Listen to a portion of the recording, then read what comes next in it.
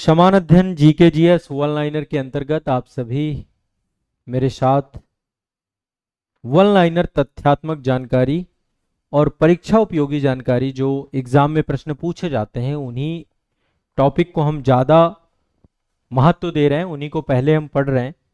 तो ये एक फैक्चुअल कंटेंट है, तथ्यपरक कंटेंट है, वन लाइनर कंटेंट है।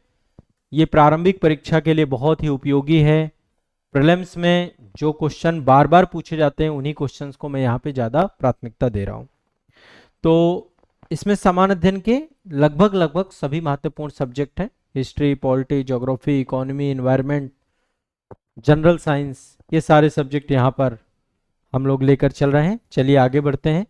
अभी तक बहुत सारा तथ्यात्मक डेटा आप सभी ने देख लिया है, अब आगे बढ़ते हैं। चलिए, तो तथ्यपरक जानकारी जैसा कि आप देख रहे हैं लगातार हम पढ़ ही रहे हैं और निश्चित तौर पे आप इससे पूरी तरीके से लाभान्वित होंगे। कोई भी तनाव चिंता नहीं करनी है आप लोगों को। अब यहाँ पे सबसे पहले जो हम यहाँ पे चलेंगे, इतिहास से शुरू करेंगे। इतिहास में बहुत सारे राजनीतिक दल हैं।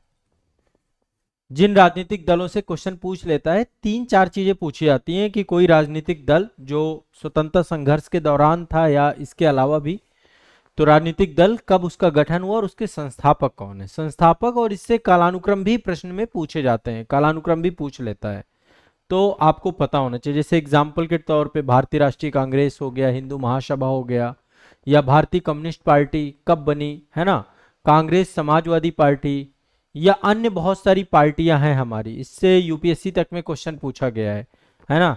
कम्युनिस्ट पार्टी ऑफ इंडिया, मार्क्सवाद, ये कब बना, मतलब ओवरऑल सभी के बारे में एक बार हम देखेंगे जो महत्वपूर्ण राजनीतिक दल हैं। तो सबसे पहले जो सबसे पुराना राजनीतिक दल है, आज भी है ये, और देश की आज़ादी में एक बहुत बड़ा योगदान था इसका, राष्ट्रीय कांग्रेस, है ना। इसको इसको बोलते हैं भारतीय राष्ट्रीय कांग्रेस। भारतीय राष्ट्रीय कांग्रेस के संस्थापक एक अंग्रेज थे, सिविल सर्वेंट थे, जिनका नाम था ए.ओ. ह्यूम।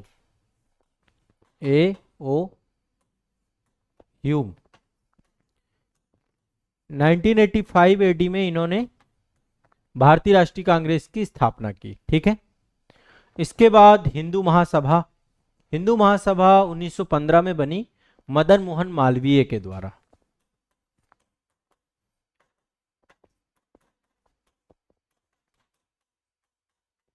मदन मोहन मालवीय, मदन मोहन मालवीय ही वो व्यक्ति थे जिनके द्वारा नींव रखी गई थी, फाउंडेशन रखा गया था। किसका फाउंडेशन रखा गया था, दिमाग में बैठाइएगा। मदन मोहन मालवीय वो व्यक्ति थे जिनके द्वारा फाउंडेशन रखा गया था बनारस हिंदू विश्वविद्यालय का, बीएचयू का। ठीक है। और इंडियन फ्रीडम स्ट्रगल में बहुत महत्वपूर्ण योगदान है इनका। फिर एक आपकी पार्टी है, राजनीतिक दल है, जिसका नाम है भारतीय कम्युनिस्ट पार्टी, सीपीआई बोलते हैं। एम.एन. रॉय के द्वारा बनाया गया भारतीय कम्युनिस्ट पार्टी, आज भी है आपकी ये। 1925 में एम.एन. रॉय, एम.एन. रॉय बहुत महत्वपूर्ण लीडर थे। इसके बाद जम्मू कश्मीर में आपको पता है एक पार्टी है, वर्तमान में सरकार भी है इनकी, जम्मू कश्मीर नेशनल कॉन्फ्रेंस, 1932 में बनी थी, शेख अब्दुल्ला ने बनाया था। Jammu Kashmir national conference, Jammu Kashmir, Jammu Kashmir national conference, Jammu Kashmir national conference 1932 में आपकी ये बनी। शेख अब्दुल्ला जो है इसको फाउंडर थे, इन्हीं के ही आगे आने वाले वंशज। उमर अब्दुल्ला जी इस समय यहाँ के मुख्यमंत्री हैं। Jammu Kashmir national conference. इसके बाद एक है Congress Samajwadi party, Congress Samajwadi party. Congress Samajwadi party के को बनाया 1934 में? जयप्रकाश नारायण, राम मनोहर लोहिया, आचार्य नरेंद्र देव। जय प्रकाश नारायण, ठीक है, जयप्रकाश नारायण जेपी, राम मनोहर लोहिया, आचार्य नरेंद्र देव। राम मनोहर लोहिया और आचार्य नरेंद्र देव। नरेंद्र देव ये कांग्रेस समाजवादी पार्टी से जुड़े हुए थे, मुंबई में इस्टेब्लिशमेंट हुआ था। और ये को याद रखिएगा, मतलब इससे क्वेश्चन पूछा जाएगा। एक पार्टी आपकी डीएमके चेन्नई में बनाई गई, द्रविड़ मुन्नेड़ कड़गम, डीएमके। ये कांजीवरम नटराजन अन्नादुरई के द्वारा बनाई गई थी आपकी डीएमके। शॉर्टकट में बता रहा हूं, इसका फुल फॉर्म है द्रविड़ मुन्नेड़ कड़गम, ठीक है। 1949 में आजादी के बाद कांजीवरम नटराजन के द्वारा बनाई गई थी चेन्नई में। कांजीवरम नटराजन, कांजीवरम नटराजन 1949 पे आपकी ये डीएमके बनाई गई, ठीक है। अभी चुनाव वगैरह लड़ती हैं, देखते हैं, बड़े चर्चा में रहती हैं पार्टियां। इसके बाद एक किसान मजदूर प्रजा पार्टी है आपकी, ये जेबी कृपलानी के द्वारा बनाई गई थी 1951 में। किसान मजदूर प्रजा पार्टी, किसान मजदूर प्रजा पार्टी 1951 में आजादी के बाद जेबी कृपलानी इनके द्वारा बनाई गई। भारतीय जनसंघ, आज भारतीय जनता पार्टी इसी का ही एक विस्तारित रूप है, भारतीय जनसंघ। श्यामा प्रसाद मुखर्जी जी के द्वारा बनाई गई ये पार्टी है पूरी, भारतीय जनसंघ पार्टी, और ये श्यामा प्रसाद मुखर्जी ने बनाया। श्यामा प्रसाद मुखर्जी, बहुत बड़ा नाम है श्यामा प्रसाद मुखर्जी। 1951 में बनी थी, 1951 में ये पार्टी बनी थी, ठीक है।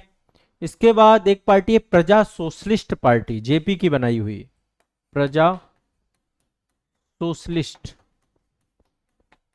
पार्टी, जयप्रकाश नारायण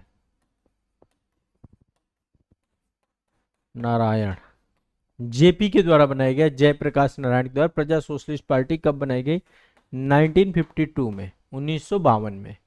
इसके बाद स्वतंत्र पार्टी बनी, चक्रवर्ती राजगोपालाचारी की द्वारा बनाई गई स्वतंत्र पार्टी। ये 1959 में बनी थी, 1959 पे बनी थी, चक्रवर्ती राजगोपालाचारी, सी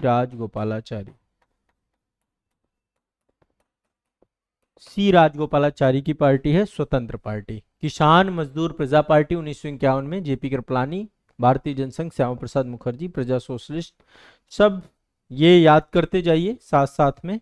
एक पार्टी है कम्युनिस्ट पार्टी ऑफ इंडिया, मार्क्सवादी, 1964 में बनी थी, कलकत्ता में एक सम्मेलन हुआ था, एमएन रॉय, चारू मजूमदार और मोहम्मद अली ज्योति बसु, ठीक है।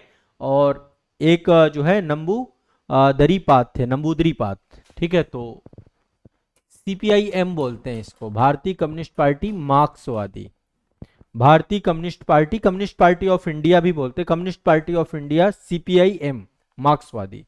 इसको किसने बनाया, किसके द्वारा एस्टेब्लिशमेंट किया? एमएन रॉय, चारू मजूमदार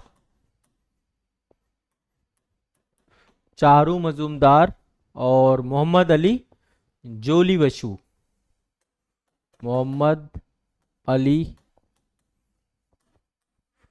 जोली बसु, और नंबूदरीपाद थे, नंबूदरीपाद। ये नाम आपके सीपीआईएम से जुड़ते हैं। 1964 में ये आपकी बनी थी। इसके बाद एक आपकी एआईडीएमके बनी हुई है, ठीक है, एमजी रामचंद्रन के द्वारा बनाई गई एआईडीएमके। फुल फॉर्म इसका ऑल इंडिया अन्ना द्रविड़ मुनेगम कड़गम, ये जो जयललिता की पार्टी थी इसी से जुड़ी हुई थी। एमजी रामचंद्रन,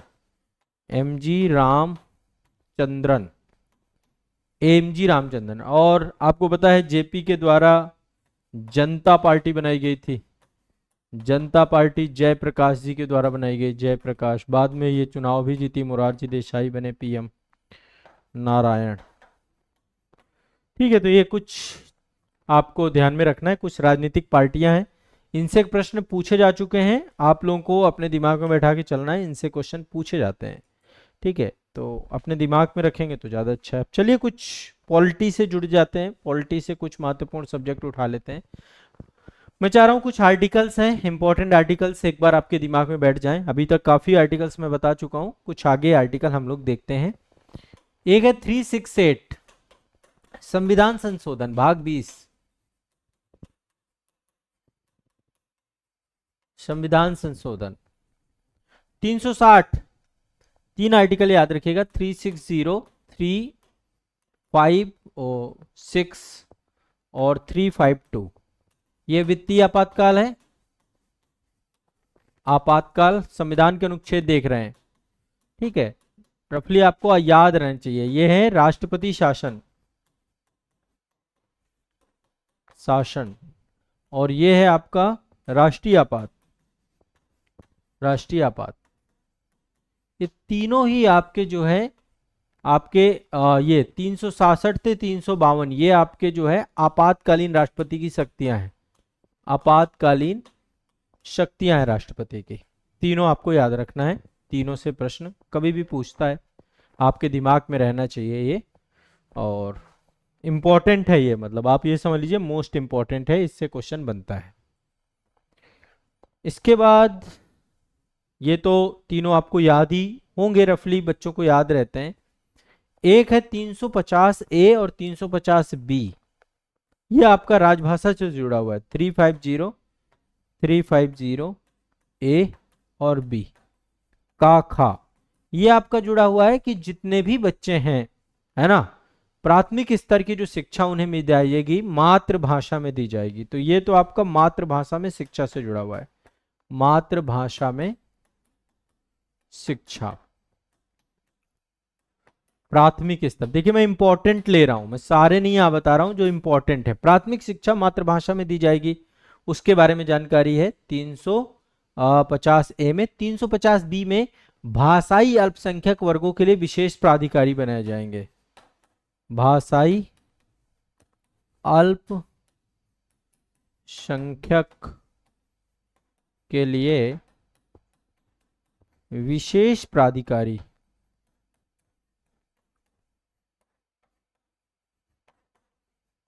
विशेष प्राधिकारी। ठीक है, तो 350 से 350 भी ये आपके मैंने बता दिए।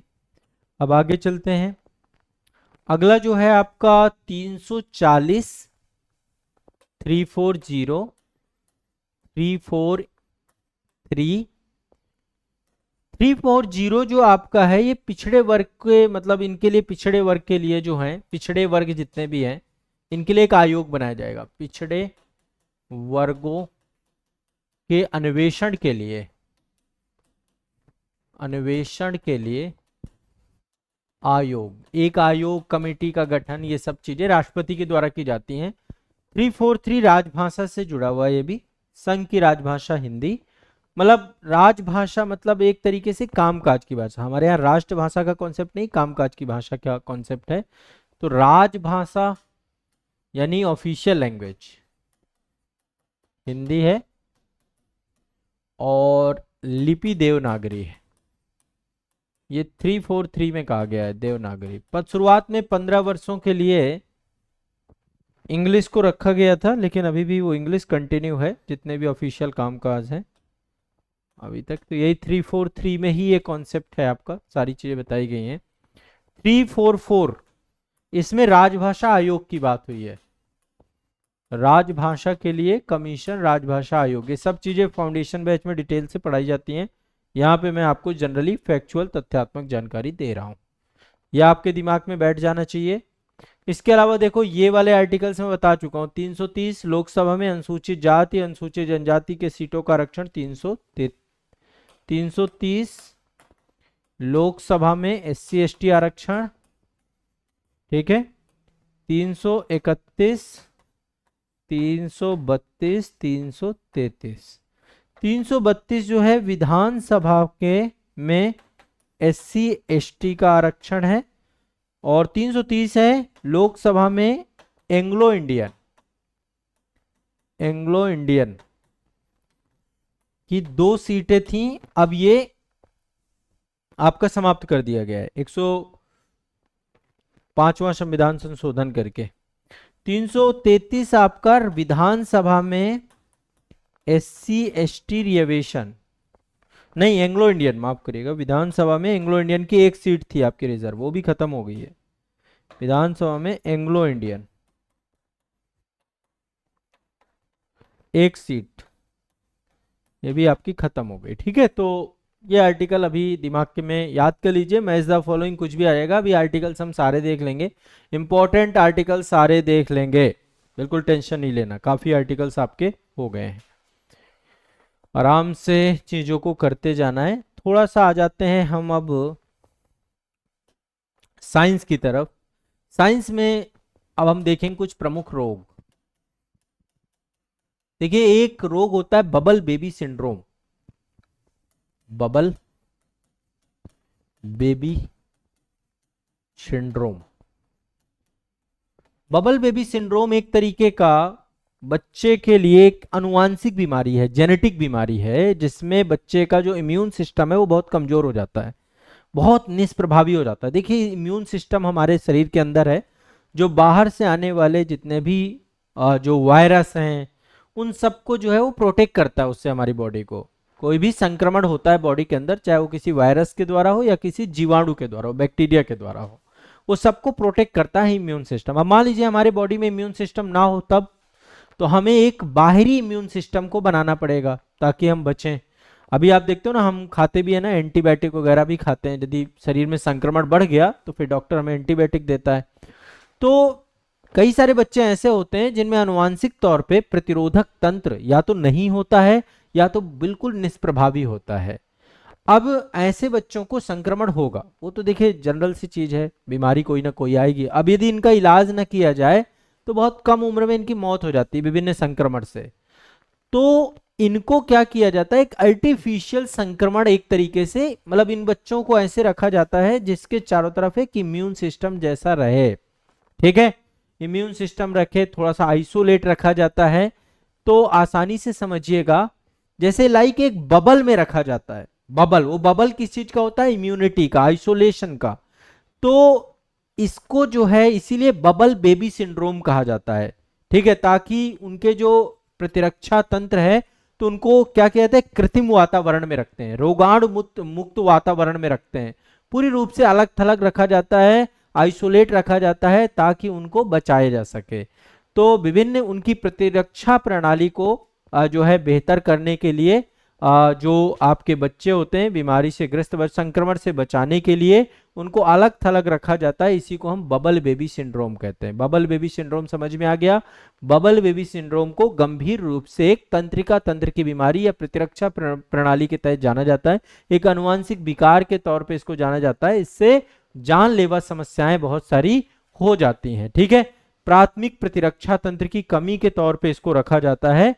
तो ये इस तौर पे बीमारी आपकी पूरी रहती है। क्लियर है, स्पष्ट है। जो वायरस हैं, बैक्टीरिया हैं, कवक से उनसे लड़ना और उनकी समस्या, तो बबल बेबी सिंड्रोम।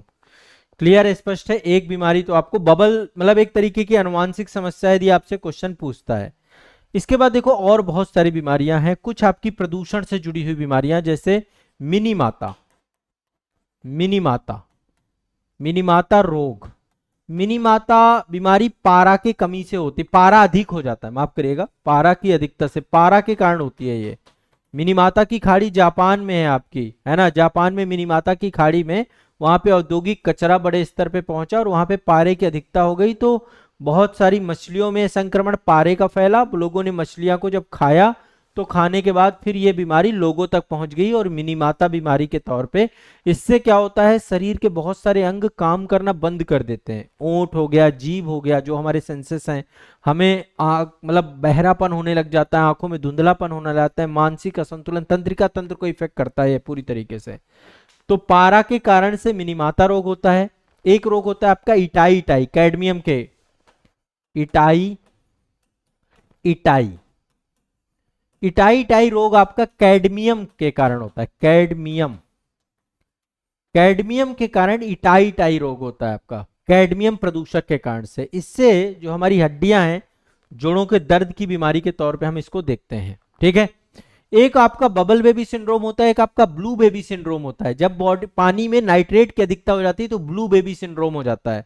हीमोग्लोबिन में जो है मिथोग्लोबिन बन जाता है, हीमोग्लोबिन में मतलब प्रतिक्रिया करके नाइट्रेट आपका मिथोग्लोबिन बना देता है, बॉडी में ऑक्सीजन रुक जाता है और बच्चे का शरीर नीला पड़ जाता है, तो उसको हम ब्लू बेबी सिंड्रोम कहते हैं, blue baby syndrome. Blue baby syndrome किससे जुड़ा हुआ है? नाइट्रेट से, पानी में नाइट्रेट ज्यादा होगा। इटाई इटाई किससे जुड़ा हुआ है? कैडमियम से, कैडमियम से हड्डियां प्रभावित होती हैं कैडमियम की, जब हमारे शरीर में कैडमियम ज्यादा पहुंच जाता है, कैडमियम की कारण से लीवर और फेफड़े भी कैंसर तक बन जाता है आपका। ये आपको दिमाग में बैठा लिया। बबल बेबी सिंड्रोम एक अनुवांशिक बीमारी है जिससे इम्यून सिस्टम खराब होता है। मिनीमाता रोग पारा की अधिकता, ब्लू बेबी सिंड्रोम नाइट्रेट की अधिकता और इटाई इटाई कैडमियम की अधिकता। ये कुछ अपने दिमाग में समझ। एक ब्लैक फुट बीमारी होती है, ब्लैक फुट आर्सेनिक के कारण से होती है, ब्लैक फुट आर्सेनिक,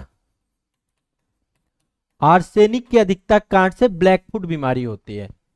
तो ये आपको दिमाग में बैठा रखना है, बबल बेबी, मिनी माता रोग, इटाई इटाई, ब्लैक फुट, ये सब दिमाग में बैठा के आप रखेंगे। Got it? चलिए दिमाग में बैठा के रखिए, पढ़िए इन्हें।